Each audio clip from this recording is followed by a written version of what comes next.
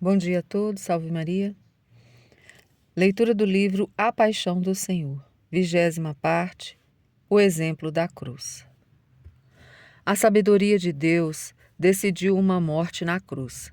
A vitória da cruz deu ânimo aos cristãos para que, mesmo no meio das mais fortes tribulações, perdessem o medo à cruz e com ela triunfassem alegres, subindo à glória. Jesus deu o exemplo. Devemos obedecer e amar a Deus sobre todas as coisas, mesmo que tenhamos que perder a própria vida. Morrendo na cruz, ensinou-nos como ser fortes, a ter paciência, a ser humildes e a confiar em Deus, por mais adversas que possam ser as circunstâncias. Agora somos fortes sobre o inimigo. Com a cruz, desprezamos os seus ataques. Não nos importam os seus golpes, pois só afetam o que é caduco. O nosso amor é para as realidades eternas que vêm do alto. Guiou os nossos passos no caminho da paz. Mostrou-nos por meio da pobreza que devemos nos desprender das coisas materiais, de onde nascem tantos males. Nós pregamos Jesus crucificado, escândalo para os judeus, a loucura para os pagãos. Mas, para os eleitos, quer judeus, quer gregos, força de Deus e sabedoria de Deus. Jesus manifestou a sua grandeza na cruz. Assim como é grande em majestade no céu, foi paciente e humilde na terra. Foi o primeiro a tomar a cruz para que nós o seguíssemos. Rejeitou os bens materiais e sofreu mais que ninguém as dores que o mundo rejeita. Como mestre, foi à frente, abrindo caminho para nos mostrar a vida. A pobreza foi tamanha que nem tinha um local para ser sepultado. Faleceu despido. Não pôde nem beber um último gole de água. São Paulo ensina que, tendo alimento e vestuário, contentemo-nos com isto.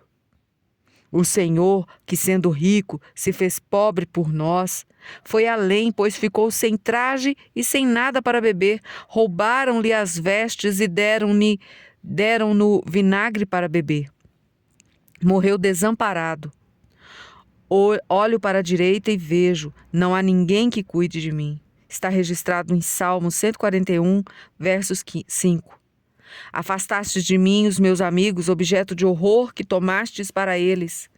Arrebataste-me, faz-me cavalgar o tufão, aniquilaste-me na tempestade. Eu bem sei, leva-me à morte, ao lugar onde se encontram todos os viventes. Foi querido como um santo, foi considerado um profeta, foi honrado por muitos e tinha vários seguidores. O templo e as sinagogas ficavam cheias para escutar suas palavras. Tinha alcançado em Israel grande reputação. Fez inúmeros milagres e todos estavam agradecidos pelos benefícios recebidos. De repente, tudo mudou. Começou a ser desprezado e insultado. Diz o Evangelho, odiaram-me sem motivo, está registrado em São João, capítulo 15, versículo 25. Os sacerdotes foram o péssimo fermento na massa do povo. Como cães raivosos despedaçavam a carne do crucificado com calúnias e injúrias. Conseguiram que fosse enviado para morrer fora da cidade, onde são executados os criminosos. Obtiveram a morte mais humilhante, a crucifixão. Com os amigos, não encontrou lealdade. Um dos apóstolos o vendeu, aquele que tinha sido escolhido como o primeiro entre todos. Negou-o 3 vezes e jurou não o conhecer. Os outros fugiram. Os afetos humanos são inconstantes, mas os cristãos devem ser firmes na fé e constantes. O que sentiria o coração de Jesus diante do abandono dos amigos e rodeado dos que se alegravam com sua morte? Meu coração tornou-se como cera e derreteram-se as minhas entranhas. Somente a mãe o acompanhou. O pai deixou que padecesse. Ao abandono se referem os inimigos. Confiou em Deus, Deus o livre agora. Se o ama, porque ele disse, eu sou filho de Deus. Em certo momento, o Senhor também sentiu isso. Meu Deus, por que me abandonaste?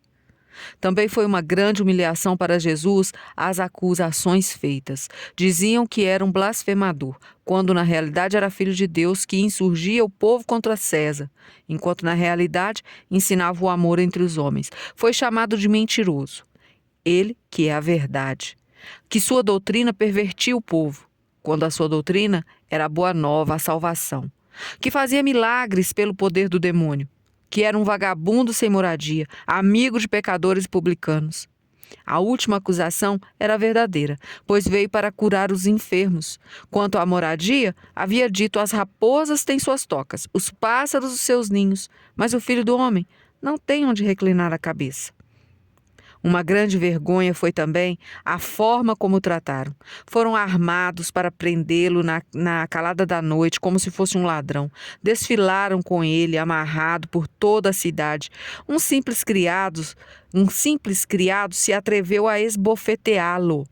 Passaram a noite toda de quinta-feira se divertindo e zombando com ele. Herodes desprezou-o como um louco. Os soldados ridicularizaram-no em público. Preferiram um assassino ao invés dele.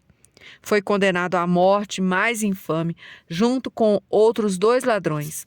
Assim foi desonrado aquele que merece toda a glória, honra por todos os séculos dos séculos. A dor em seu corpo foi imensurável. Desde a planta do pé até o alto da cabeça, não há nele coisa sã. Estava todo chagado, que não tinha graça nem beleza para atrair nossos olhares, e seu aspecto não podia seduzir-nos. Era desprezado, era a escória da humanidade. Está registrado em Isaías 53, versículos 2 e 3. As costas estavam rasgadas pela flagelação, o ombro esfolado pela cruz, o corpo todo desconjuntado ao ser esticado no madeiro. A cabeça ensanguentada pela coroa de espinhos, pálido pela perda de sangue, com olheiras e sedento. As mãos e pés foram perfurados. Contudo, a pior dor era no coração pela angústia que sentia. Jesus quis padecer e padeceu como Deus. Vendo a fortaleza e a majestade de Jesus, percebemos que era mais que um homem comum. Estendeu com decisão os seus braços e manteve a cabeça erguida como um rei.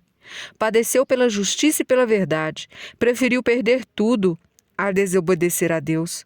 Foi obediente até a morte, morte de cruz. Com imenso amor sofreu para salvar os homens de todos os tempos. Entregou-se sem medida, pois bastaria apenas uma gota do seu sangue para redimir o universo. Amou tanto que nos salvou de nossos pecados no seu sangue. Está registrado em Apocalipse 1, versículo 5. Felizes aqueles que lavam as suas vestes no sangue do Cordeiro. Assim, pois, como Cristo padeceu na carne, armai-vos também vós deste mesmo pensamento.